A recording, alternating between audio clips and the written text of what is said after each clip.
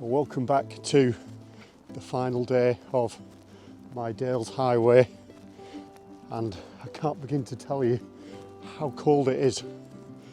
It is absolutely freezing. In fact, it is freezing, and you can just see how hard the ground has frozen, and the howl gulls in the background there.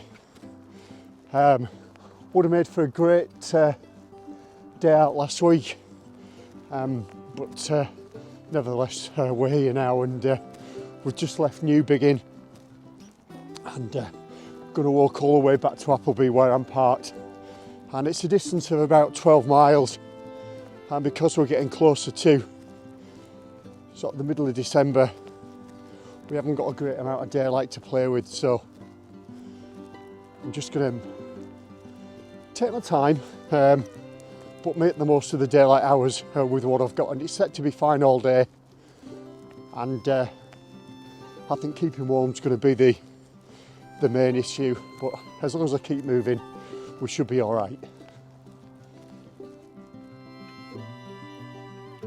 Just look at the way that the light's just playing on the howl gulls in the background there. God, absolutely stunning. You know, and despite this cold snap and the drop in temperature, it's just so good to be out. That's really, really spectacular. Love it.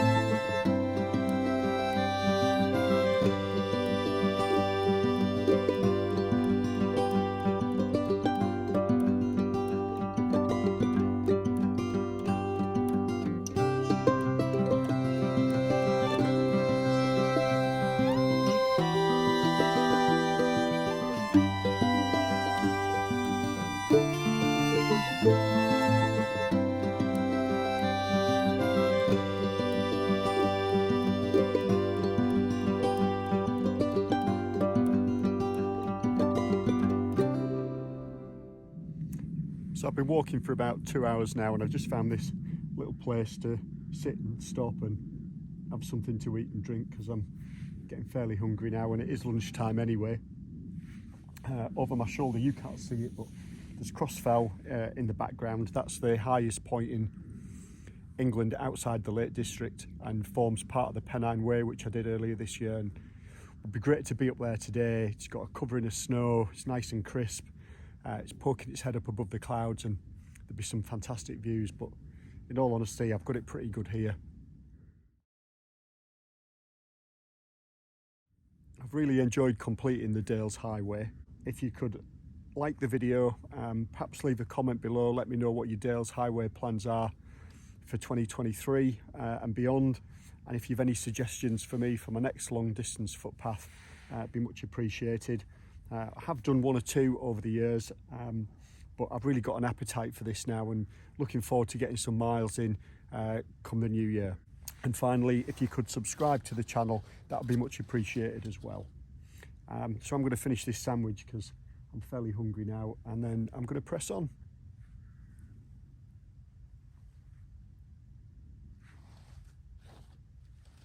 Well, I thought if I was going to talk about it, I'd better show you it. So you've got the North Pennine stretching out in front of me there, and those ones with the white tops. You've got Great Dun Fell to the right, and then slightly higher to the left with a lovely dollop of snow on. That is Crossfell. Absolutely magnificent.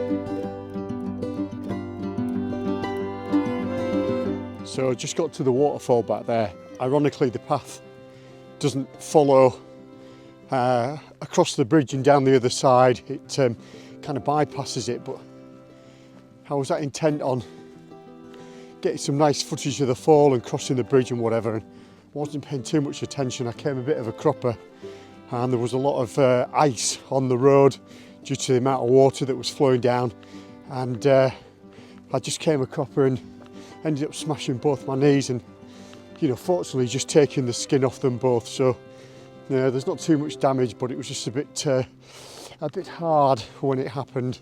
But we're all good, and shouldn't be too long now before I'm actually back in Appleby. I'm just going to follow this river now for some distance, and that should take me pretty much near back to where I need to be. So other than my pride being hurt, we're all good.